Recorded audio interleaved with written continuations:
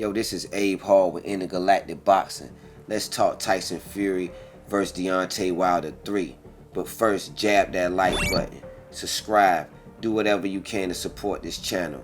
Man, you know I want you to jab that like button, man, so go on and do it. Let's get to it. You got the biggest heavyweight title fight in the past 20 years. Tyson Fury, Deontay Wilder 3. This is actually probably the biggest rivalry in the past 20 years as well. Both these guys are going for broke. Tyson Fury and Deontay Wilder has had a very tense rivalry for years. Let's take a look back on the fight history leading up to Tyson Fury and Deontay Wilder 3. First, we're going to check in with the first fight. The first fight, it saw an undefeated Wilder against an undefeated Fury. After, Fury was away for a while, for some personal issues, he came back and Wilder was generous enough to give him a shot at the title. So coming into the fight, I believe that Wilder was actually a slight favorite going into the fight. But as the fight took off, Wilder came out, trying to be his normal aggressive self. But Tyson Fury was also being himself. And what Tyson Fury is a pure boxer. So you have a pure puncher going against a pure boxer, and what I think was one of the best, heavyweight title fights that we've seen in probably the past 2 decades. But you would have, Wilder, focusing more on his power, and you would have Fury focusing more on his boxing skills. Wilder also utilized a very good, sneaky way to counter Fury's jab and be able to counter with his own left hand as well. And I thought that he caught Fury a few times with this trick until Fury caught on to exactly what it is Wilder was doing.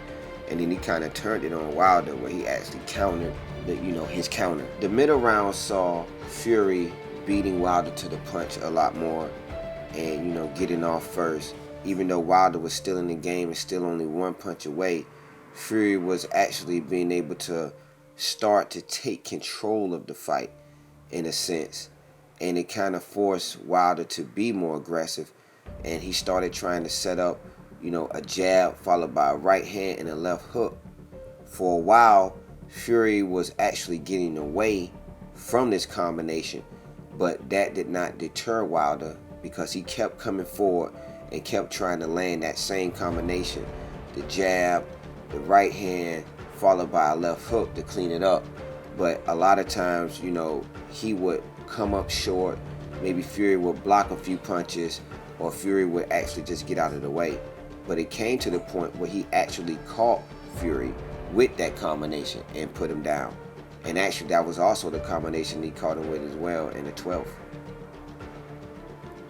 Eventually, Wilder landed the combination that he was trying to land the whole fight very cleanly. It took him 12 rounds, but he finally was able to catch Fury. And all he needs, just like he says, someone has to be perfect the entire fight. He just has to be good for 1 second to land that one shot. After that shot, after he put Fury down, Fury miraculously got up off the canvas and Wilder swarmed him. He was all over him for a few seconds, and Fury was able to weather the storm. And once the storm came to a halt, Wilder was somewhat gassed, and Fury saw an opportunity to take advantage of that. So the first fight was ruled a draw. I can see how a judge could have it for either Fury or Wilder. That draw leads us to Wilder versus Fury 2. Fury Wilder 2 took place February 2020, and it started off almost exactly where the 12th round left off, with Wilder being the aggressor and Fury trying to find ways to box around and through his aggression. But a difference in this fight is that Fury really took the role as the aggressor, and he kind of mauled Wilder to a point where Wilder was severely fatigued in his legs. Wilder could barely take a shot, but through it all, Wilder did want to continue. Fury was able to drop Wilder.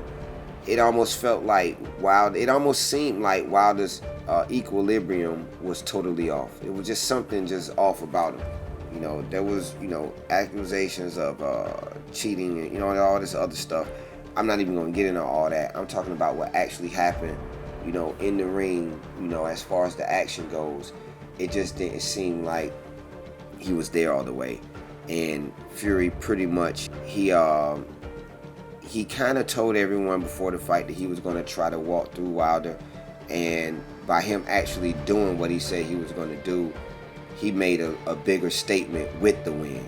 I think he should be utilizing his jab and trying to work his way around Tyson Fury's jab, also timing Tyson Fury's face while Tyson Fury is coming in. He has to be the aggressor and dictate the pace of this fight, or it's going to be another February 2020 for Deontay Wilder. Fury pretty much mauled him and bullied him all around the ring until the fight was stopped by Mark Breland.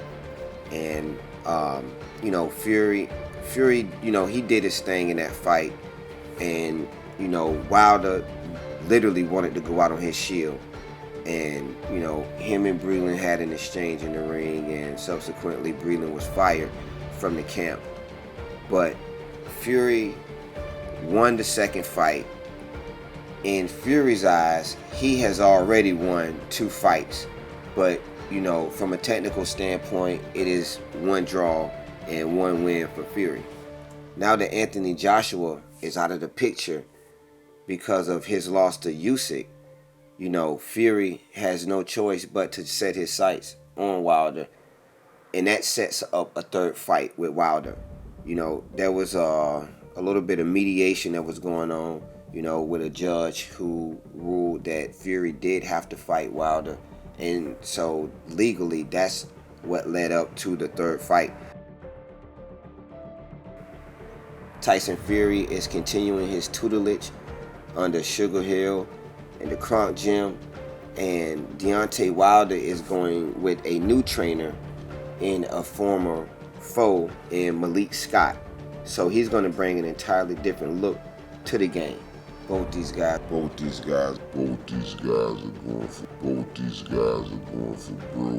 bro. So what is it that Tyson Fury will have to do differently in this fight to secure a victory? And in my eyes, I don't think it's much.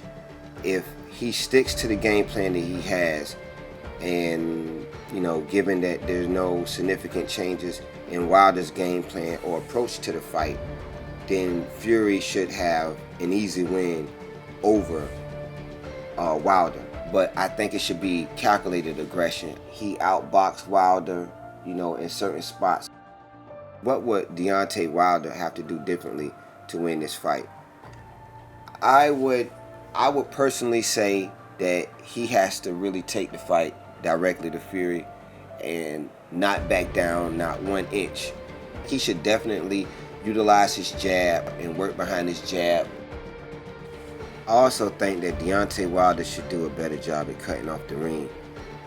Instead of allowing Fury to escape traps and escape from the ropes or from the corner, he should sidestep either way and try to cut the ring off and try to make, the distance between him and Fury shorter, instead of following Fury around the ring and basically setting himself up to fall into Fury's traps. Deontay Wilder should not allow Tyson Fury to use his long left arm as a measuring stick and kind of dictate the pace and the action, while Deontay Wilder is left at the end of his left hand trying to figure out what he should do to get on the inside. I also think that the Bronze Bomber's biggest chance of winning this fight is to be able to utilize the thing that got him here, to become the Bronze Bomber and to use his power to seek and destroy Tyson Fury.